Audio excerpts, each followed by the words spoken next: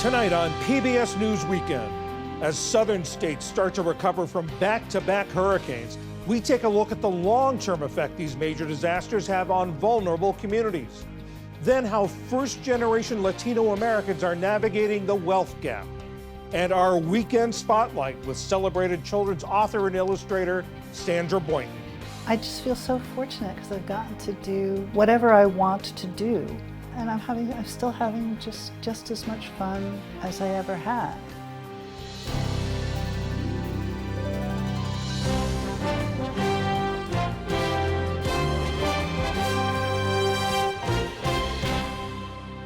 Major funding for PBS News Weekend has been provided by and with the ongoing support of these individuals and institutions.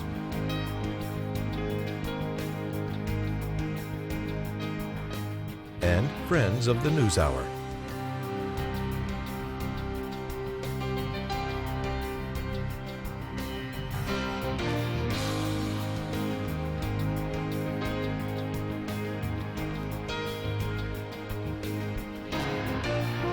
This program was made possible by the Corporation for Public Broadcasting and by contributions to your PBS station from viewers like you. Thank you. Good evening, I'm John Yang. The death toll and destruction are growing in the Middle East amid more fighting on both of Israel's fronts. In northern Gaza, there was heavy bombardment hours after at least 22 people were killed in airstrikes, including one on the Jabalia refugee camp. Residents say their supplies are dwindling and that bodies remain uncollected in the streets. In southern Lebanon, the Israeli military ordered residents of 23 villages to evacuate. Israel says it's for their own safety. They claim Hezbollah is hiding weapons and launching attacks on Israel from the area. The group denies it. And in Syria, the U.S. military says it's conducted a series of airstrikes targeting ISIS camps. Central Command says they'll disrupt the terrorist group's ability to plan and carry out attacks against the United States and its allies. The military said there were no civilian casualties. They're working to clear the debris and assess the damage from Hurricane Milton in Florida. The massive storm is blamed for at least 10 deaths. More than 1 million people remain without power. Governor Ron DeSantis announced the opening of state-run sites in the Tampa area where people can get up to 10 gallons of free gas to help evacuees drive back home. While the state avoided the worst-case storm surge scenario, homeowners say the major damage came from high winds. We really were expecting to see the whole place just gone, but to come home and also find 4 of the units completely missing their roofs wasn't exactly pleasant either. But at least our home is still standing. President Biden is to go to Florida tomorrow to survey the devastation. The vice president's official doctor gives Kamala Harris a clean bill of health. In a letter released today, the Army physician describes Harris's health as excellent. He said she takes over-the-counter medication for allergies and has a daily regimen of aerobic exercise. He said Harris has the physical and mental resiliency needed for the presidency. Last November, former President Donald Trump released a physician's letter saying he was in excellent physical and mental health, but it didn't provide the sort of details that Harris's doctor provided. Still to come on PBS News Weekend, how first-generation Latino Americans try to close the wealth gap. And our weekend spotlight with illustrator and author Sandra Boynton. This is PBS News Weekend from the David M. Rubenstein studio at WETA in Washington, home of the PBS NewsHour, weeknights on PBS. The official death toll from Hurricane Milton may not be telling the whole story. New research suggests that lasting damage from storms like Milton could result in thousands of additional deaths in future years, particularly among the most vulnerable in society. Sarah Kaplan is a Washington Post climate and science reporter. So, Sarah, this study says that additional deaths could be caused by hurricanes 15 years beyond. How does this happen? These researchers based in California did an analysis of death tolls in states that have been affected by hurricanes for the last 100 years. They looked at 500 tropical cyclones, and what they found is this consistent pattern of every time a hurricane hit a state, the death rates in that state were higher than they were before the hurricane. This is a kind of statistical analysis that is often used to sort of identify initial signals that there is something dangerous happening in public health. So it's the same methodology that, for example, researchers initially used to realize that smoking was linked with health problems. What they find is that after a hurricane hits, a state might see between 7,000 and 11,000 deaths for as long as 15 years afterward. And it's because of the disruption that the hurricane causes to the health system, to the economy, to people's social networks, and to their mental health. Did it find that there were groups of people who were particularly badly affected by this? I was talking with one first responder who said a rule of thumb in disasters is that the person who is most vulnerable after a storm is the same as the person who is most vulnerable before a storm. So all of the things, the inequalities that we know exist in our society definitely play out and get exacerbated by a hurricane. They found that about half of the excess deaths were among elderly people, people over the age of 65. The most disproportionate impact of hurricanes was actually on infants under the age of 1.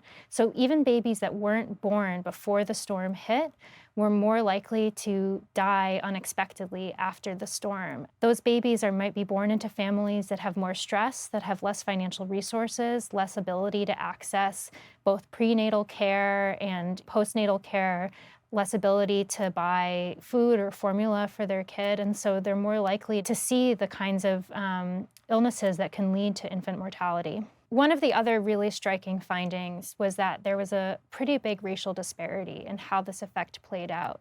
So the researchers found that indirect deaths among Black Americans was 3 times higher than among white Americans who experienced the same storm. And that really suggests to them that the unequal access to healthcare, to emergency response and support that we know exists in this country is really playing out during a hurricane as well. You say that the researchers ruled out other factors, and some people may hear this and think, well, it's because of climate change. These storms have become more intense.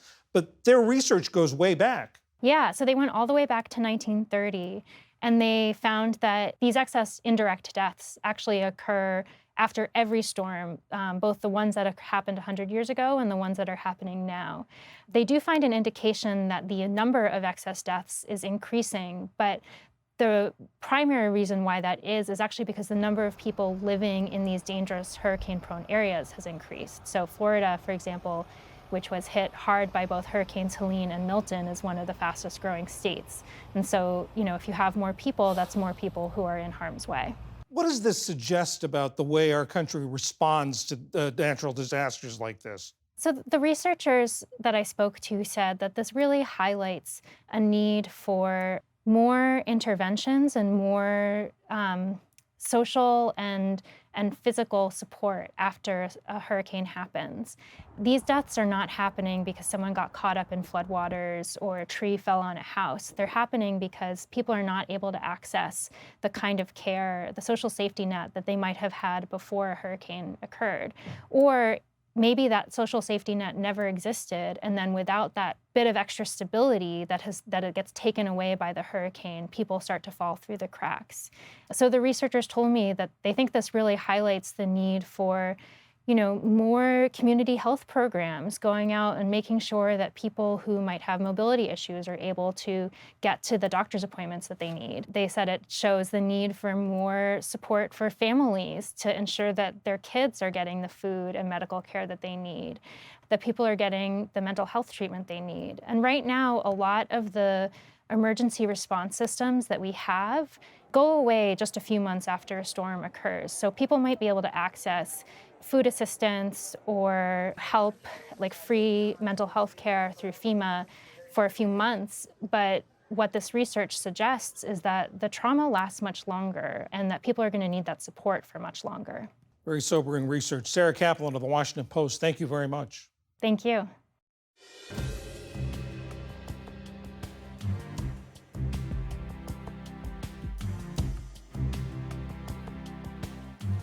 Sundown tonight marks the end of Yom Kippur, the solemn day of atonement and reflection for Jews everywhere. On the Jewish calendar, the 10 days between Rosh Hashanah, which is the Jewish New Year, and Yom Kippur are known as the Days of Repentance. This year, they've also been days of sadness as Israeli hostages begin a second year of captivity and fighting in Gaza and Lebanon intensifies. We asked Jews around the country how they're observing these important days, which coincide with the anniversary of October 7th. I am Jill Perlman. I serve as the senior rabbi at Temple Isaiah in Lafayette, California.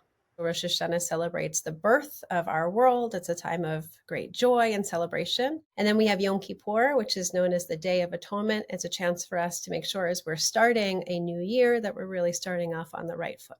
My name is Skylar Strudwick. I live in Minneapolis, and I'm a college student at the University of Minnesota. On Yom Kippur, I find that singing traditional Jewish songs and welcoming the new year through music really helps me feel connected to the history of the Jewish people. My name is Mark Baker. I'm from Brookline, Massachusetts. I think on a spiritual and personal level, this high holiday season is always a chance to pause, look back on the past year, kind of reflect on who I was, and also take time to look forward to the year ahead. I am David Berenson. I live in Cleveland Heights, a suburb of Cleveland, Ohio. I have a lot of family that lives in Israel, and I also have Palestinian friends. So all that's happening now affects us because we're just so concerned about those people we know, but also just about the way the Middle East problems are affecting the world. My name is Deborah Barrett. I'm from Los Angeles. I found this year we were more thoughtful than celebratory. If you walk in through our sanctuary doors, you will see a giant poster with every single picture of one of those hostages that needs to come home. In our prayers, we make sure there is a section where we are praying for the hostages, praying for peace, because these people are in our hearts. They are our extended family. I keep coming back to the pain and the struggle of ordinary people living in Israel or living in Gaza.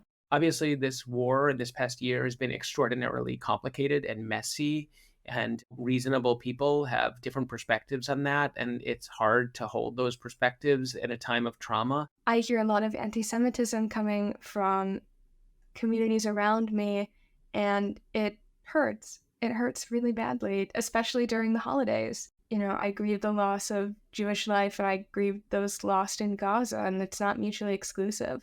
Our community has been in grief, and the grief doesn't end after a year. The grief is ongoing. Our community leaders have created space for us to ask the big questions like, where was God when people were afraid for their lives and the lives of their children? With this new year starting, I really focus on hoping for peace, hoping for joy, and hoping for life. Part of how we continue to not only survive, but thrive is to stay strong, stay resilient, reflect, continue to improve ourselves, stay together as a community, not let our differences tear us apart. That's what we're trying to do. And I think the high holidays lend itself to that.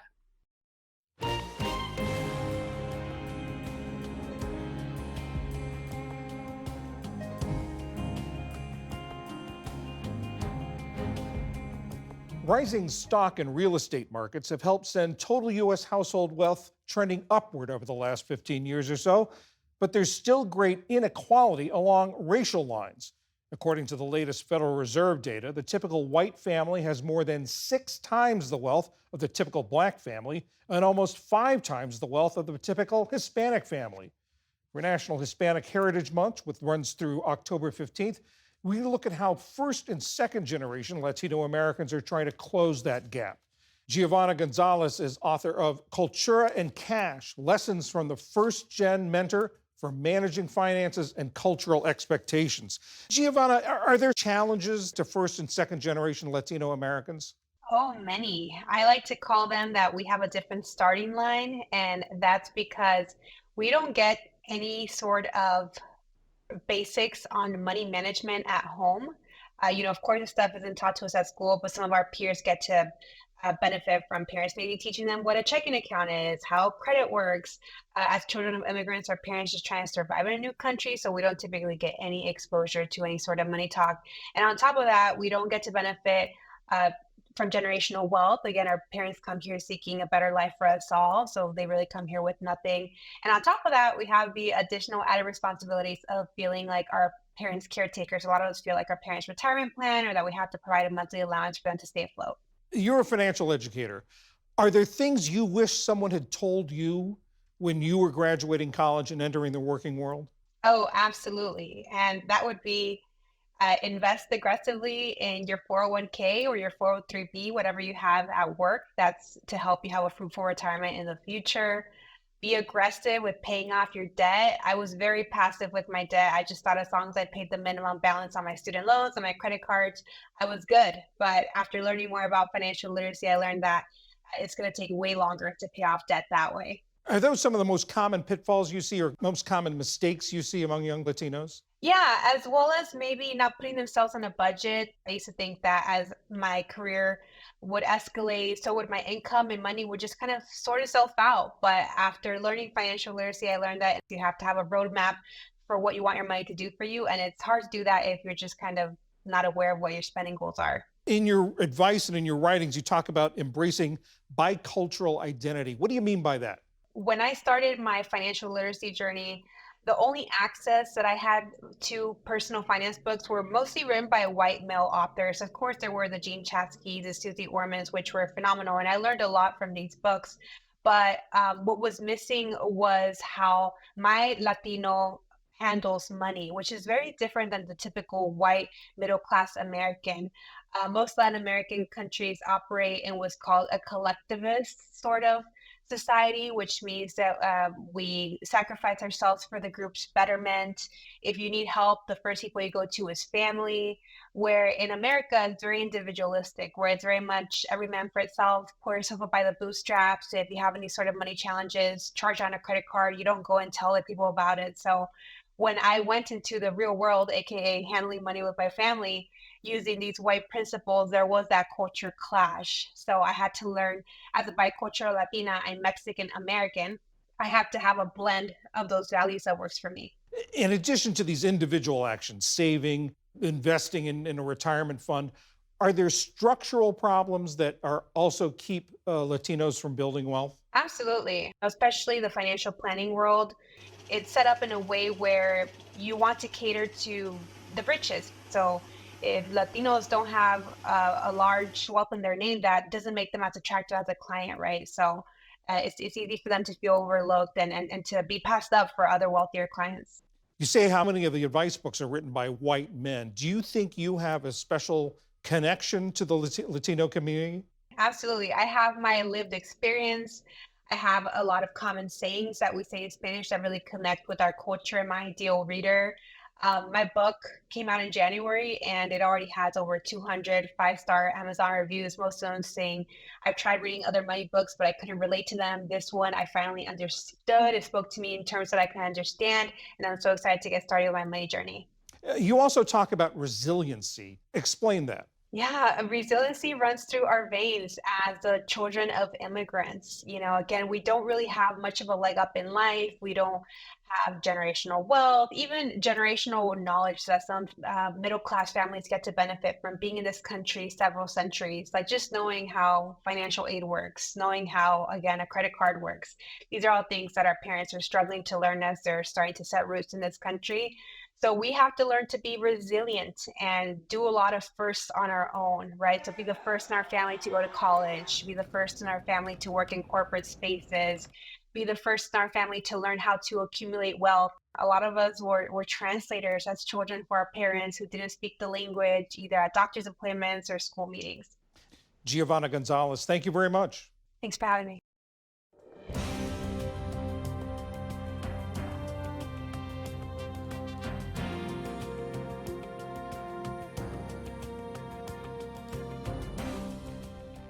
If you've got a toddler in your life, chances are you know the name Sandra Boynton. Reading her board books to little ones at bedtime is part of the nightly ritual in homes across America.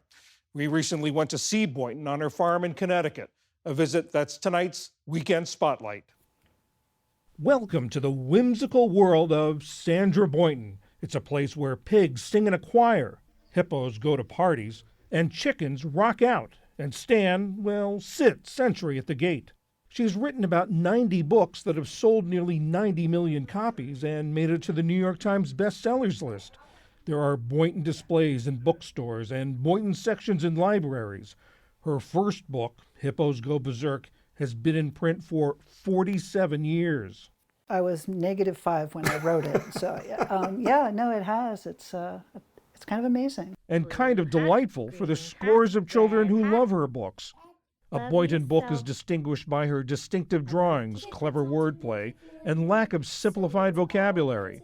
You're not writing down to them. Your characters don't dance, they cavort. Yeah. They don't walk, they prance. It's funny that people think children need a limited language. All words are new to children. They should be percussive, and they should be interesting, and they should be intriguing. Unlike some children's books, Boyntons don't try to teach. In my books, of course you learn things from them, but yes, I'm not looking to manifestly give a lesson. Your main goal is something they would enjoy. Yeah. The reader would enjoy. Yeah. And that enjoyment is felt as much by adults reading them aloud as by children listening to them. One thing that drives me crazy in some children's books is that they don't read well out loud. And you go, but why? Why wouldn't you keep working on it till it sounded right? Who does she write for? First and foremost, they're for me, and very soon I had my own children. It was a great luxury to be able to write them for my own children. And I knew it would make them laugh, and I knew it would make them want to turn the page. And so it was a collaboration in a sense, and the best collaboration you can have. So how long have you been on the farm? We've been here 43 years. Oh, wow. Yeah. She lives and works on a secluded Northwest Connecticut farm where she raised a family with her husband, who died in 2014. It's a very, very old farmhouse, 1728. Wow. It's on the incorporation maps, so actually earlier than that. It's a long way from her beginnings, designing, printing, and selling her own greeting cards while in college because she couldn't find cards she wanted to send. Back in the day, you really couldn't find cards that you say, "This, I'd be so proud to send this and this would delight someone." You'd say, well. And besides, she thought it was a better way to earn money than her summer waitressing job. Now, is this the card that people most associate with your cards? Yes, Hippo Birdie to you, Hippo Birdie dear you, and then they sing it, Hippo Birdie to you. On Tuesday, her latest title comes out. Cows and Holly is a holiday picture book with a CD reflecting her lifelong passion for music. Once my youngest went off to kindergarten, I thought the one thing I want to do is make children's music, but I wanted to make children's music that was music so that the adult wouldn't want to leave the room when it was on. Rhinoceros Tap, Rhinoceros Tap. Rhinoceros Tap was her first song, released in 1996.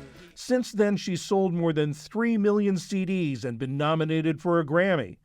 Boynton says it's been a dream come true. I never thought that I'd be able to work with most of my musical heroes. Like the late B.B. King. I got the one shoe blues.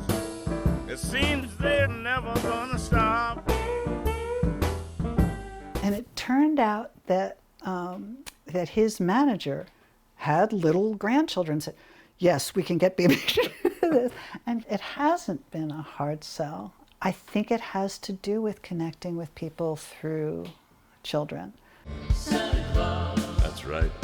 I'm Santa Claus. And now a holiday album, something she had resisted. I was terrified to do a Christmas album. Christmas music is glorious. There's so much of it. It's centuries worth. It's all different kinds. There's so many classics. There's everything. Where could I fit into that? But of course, these aren't your typical holiday songs. The voices on the CD include country music star Lyle Lovett, I'm going home now. Broadway star Patti LuPone, It's the holiday jazz parade. and actress Zooey Deschanel. I just want to dance with Santa Claus right now. Boynton went to Yale Drama School to be a theater director and says she feels right at home in the recording studio. I'm not good at a lot of things. I'm not a natural artist. I'm a terrible dancer. But this is this is what I'm good at. Her legions of fans think Boynton is very good at the drawing and writing she's been doing since the early 1970s. A long run she sees no point in ending with retirement. What would I want to do instead of... I can't even think of what that would be. I just feel so fortunate because I've gotten to do whatever I want to do. And I'm still having just as much fun as I ever have.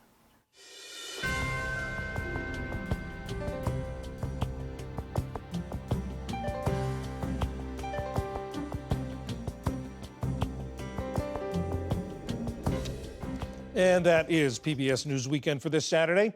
I'm John Yang. For all of my colleagues, thanks for joining us. See you tomorrow. Major funding for PBS News Weekend has been provided by Consumer Cellular. This is Sam. How may I help you? This is a pocket dial. Well, somebody's pocket. Thought I'd let you know that with Consumer Cellular, You get nationwide coverage with no contract. That's kind of our thing. have a nice day.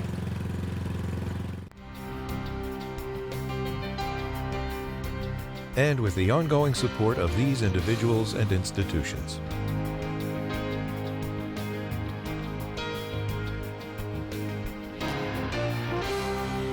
This program was made possible by the Corporation for Public Broadcasting and by contributions to your PBS station from viewers like you. Thank you.